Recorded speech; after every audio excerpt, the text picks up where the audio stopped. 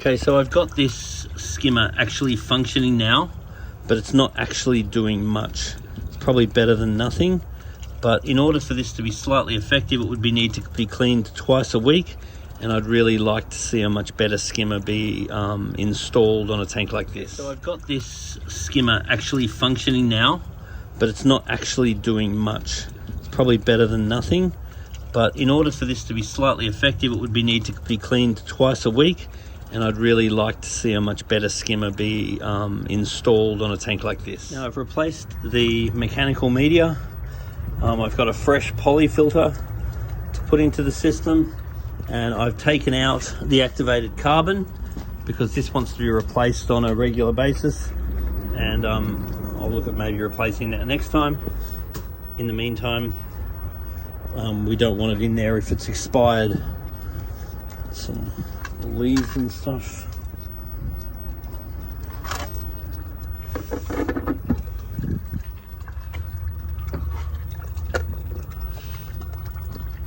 So now I want to use this opportunity to gravel clean the bottom of the aquarium, particularly all the areas where the rocks would normally be.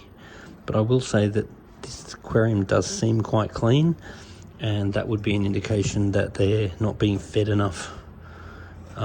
There are some very clean foods that can explain why the tank would be so clean, but I want to feed the fish some larger size pellets. I'd like some Danichi colour, and I think a bit of frozen food certainly wouldn't go astray as well, to try and fatten the fish up a little bit more with a larger size pellet. So doing these spring cleans are really great at least once a year. Now for some reason this end of the aquarium is a lot dirtier than the other end, so I'm pulling a lot more waste out of this end, which, considering it's spring clean time, is a very good thing.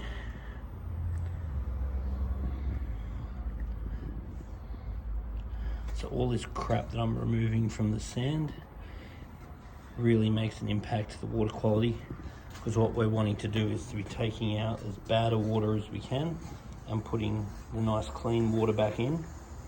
We really don't want to be removing nice clean water off the top and then replacing it with nice clean water. We get a lot more bang for buck by getting in underneath all those decorations, because we want to pull out as dirty water as possible. That gives us the most impact for our water changes. Now I'm a really big fan of Changes King. So this tank has got a whole bunch of saltwater fish in it, and it has been like this for a number of years. If it was up to me, Changes King. What I'd actually consider doing is removing these fish and then changing this to a freshwater tank. I'd have some beautiful big Oscars in it, some beautifully coloured cichlids, some lovely plecostomus catfish for cleaning the algae, some lovely pictus cats or something for scavenging the bottom.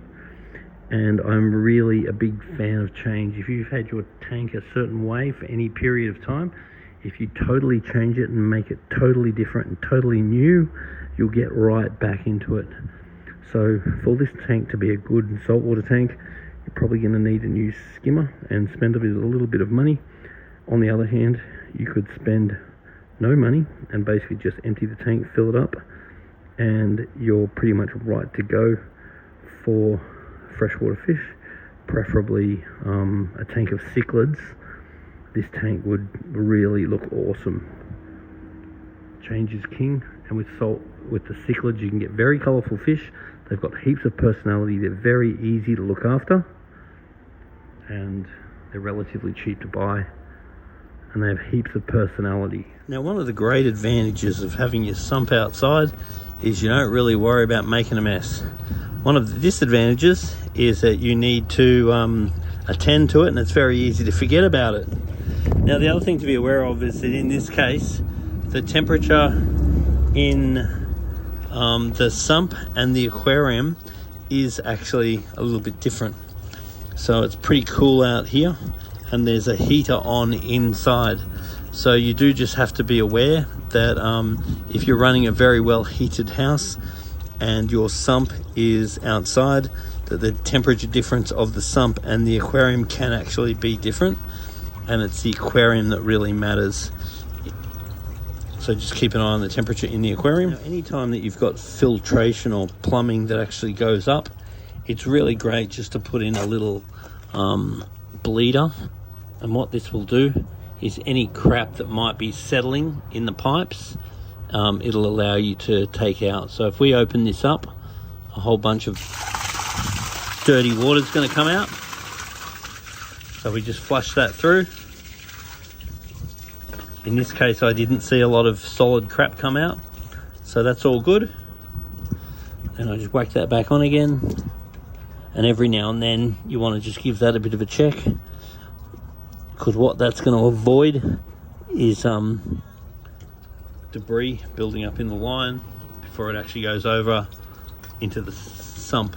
Now this has got one of the best situations. This has actually got an RO unit, which is plumbed to some float switches. So when this water goes down, the RO tops the water back up. Now that is a really, really great feature, and it saves you a lot of effort. But you do need to be aware that one day it'll fail. So you've got to just check those floats, make sure that they're functioning well, because if this does actually fail, then it will turn the tank into a freshwater tank, or potentially not fill up. So this is something that needs attention. And also the inside here, there's some cartridges, including the RO, and you really need to replace them yearly. So if it's been over a year since the cartridges have been replaced, then that's something that you might want to think about doing. Now I've just checked the KH of this water coming out of the RO, and it is 0. And I just checked the KH of the tap water in this case, and it was about 1 or 2. So that would indicate that this RO is actually still working, because if the RO was getting old, and it probably is old and it probably does need to be replaced, but if the RO was starting to increase coming out of the RO filter, then it would desperately need replacing.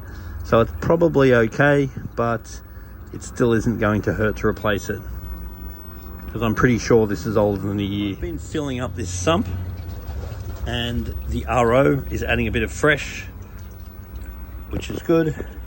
And I've just seen that the tank is now full, because once the tank is full, the water will start going back into the sump again.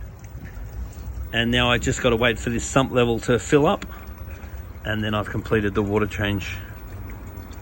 Now I've just done a nice big water change on this tank, but because the nitrate and phosphate was quite high, I'm going to put some algon in, and what the algon is going to do is help to suck out the nitrate and phosphate, and that will improve the water quality drastically for the fish, and also help to reduce algae in the long run. The skimmer was very brittle, so taking off this lid, the skimmer cap actually broke. So right now this skimmer is a oxygen reactor. It is not really functioning as a protein skimmer. It's still working better than it was before, but I'm definitely recommending a new skimmer. So once all these ornaments are cleaned, we'll get the ornaments back in, and the tank will be so much better.